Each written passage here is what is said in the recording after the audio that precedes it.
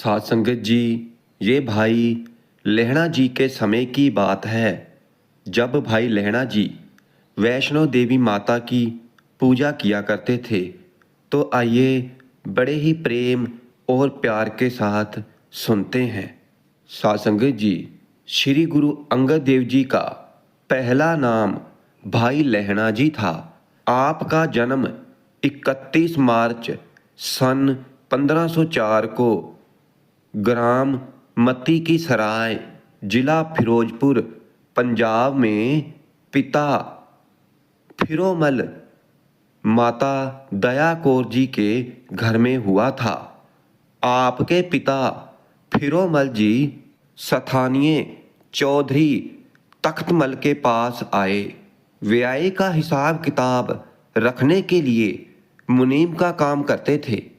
आप जी के पिता फारसी के बहुत बड़े विद्वान थे तथा गणित के अच्छे ज्ञाता होने के कारण वही खाते के कार्य में अच्छी तरह से निपुण थे।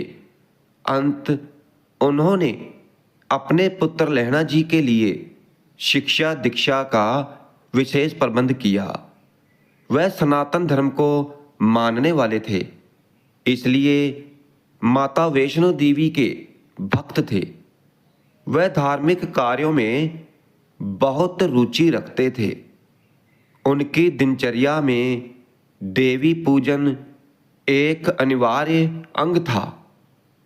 वह वर्ष में एक बार देवी दर्शनों के लिए जम्मू के निकट कटरा नगर में जाया करते थे और फिर उनके इन कार्यों का बालक लहणा जी पर पूर्ण प्रभाव था। फिरोमल जी एक बहुत ही उज्जवल जीवन चरित्र वाले व्यक्ति थे।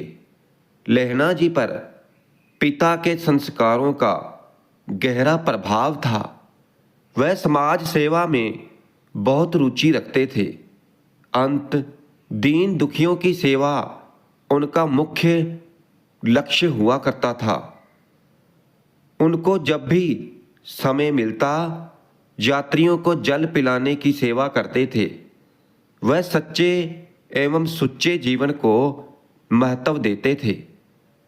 बालिक काल में, बचपन में जब वह अपने मित्रों के साथ खेलते थे तो आप जी कभी भी छल कपट का खेल नहीं खेलते थे और ना ही खेलने देते थे।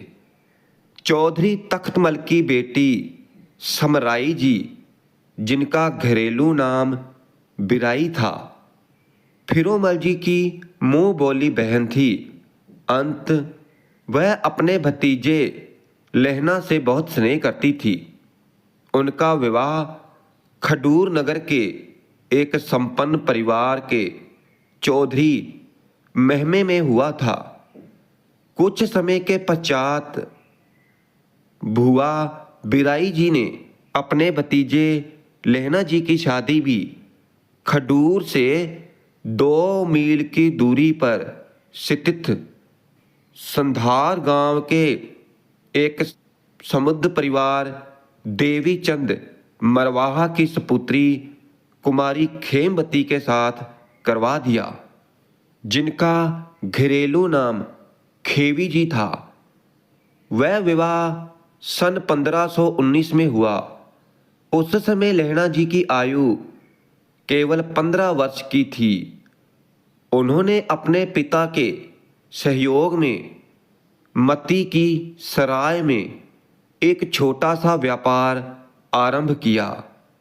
इस व्यापार में किसानों से उनके उत्पाद खरीदकर उसके बदले में उन लोगों को घरेलू आवश्यकता की सामग्री देना था, जो कि धीरे धीरे विकसित होने लगा। परंतु विदेशी आक्रमणकारियों के कारण देश में स्थिरता ना रही।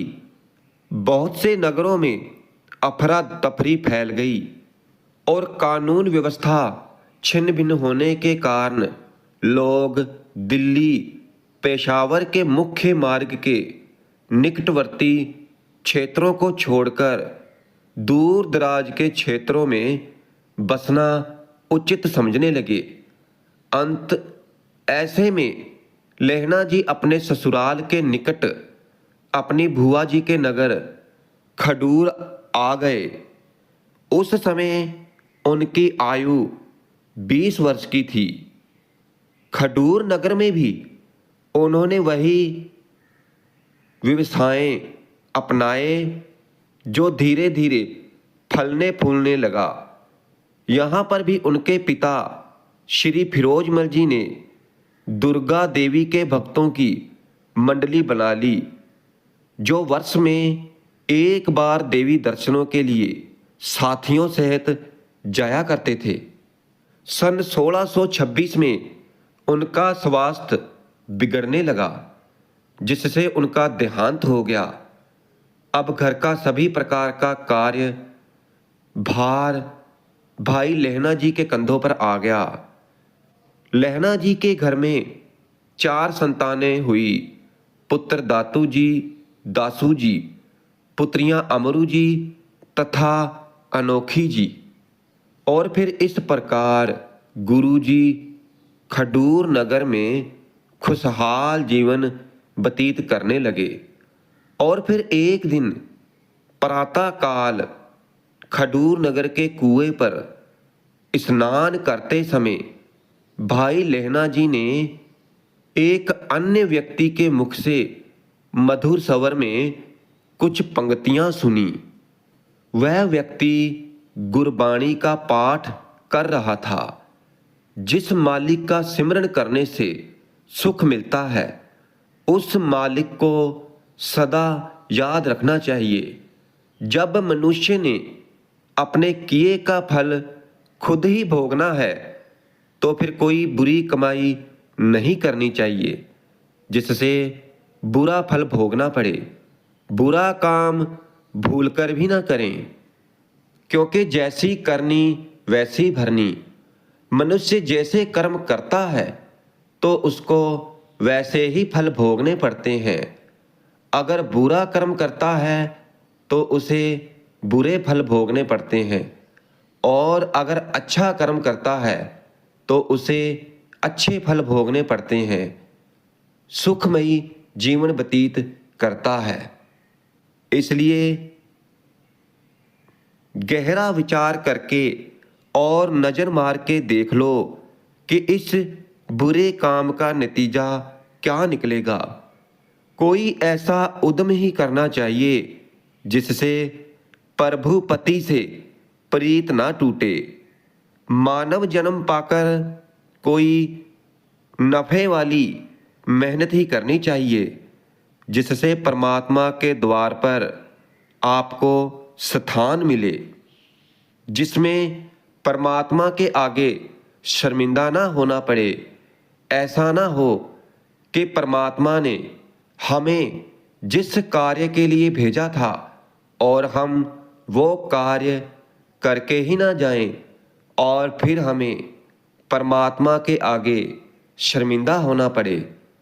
क्योंकि परमात्मा ने तो हमें जन्म दिया है उस कुल मालिक की भक्ति करने के लिए, उस परमात्मा की आराधना करने के लिए। इसलिए अच्छे कर्म ही करने चाहिए और हमेशा परमात्मा की भक्ति करनी चाहिए। ये पंक्तियां गाने वाले व्यक्ति थे, और इन पंक्तियों को गाने वाले थे खडूर नगर के भाई जोधा जी, जो कि इसी गांव में समेह का कार्य करते थे। जैसे ही ध्यान पूर्वक ये पंक्तियां पूर्ण भाई लहणा जी ने सुनी, तो उन्हें अपनी सभी समस्याओं का समाधान इस वाणी में साफ हो गया। स्नान करने के बाद भाई लहणा जी ने बाई जोधा जी से नम्रता पूर्वक पूछा, आप जो रचना पढ़ रहे थे तो वो किस महापुरुष की है?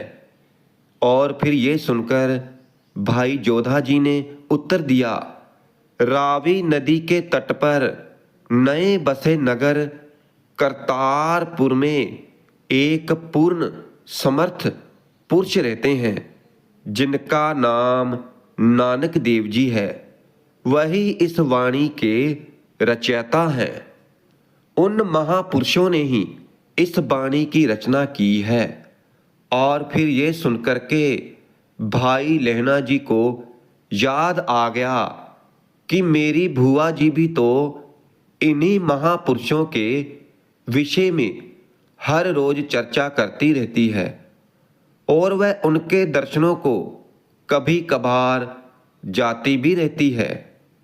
ये सब सोचकर भाई लहणा जी मन ही मन विचार करने लगे कि मुझे भी इन महापुरुषों के दर्शन अवश्य करने चाहिए, क्योंकि इनकी वाणी में जीवन का सार है।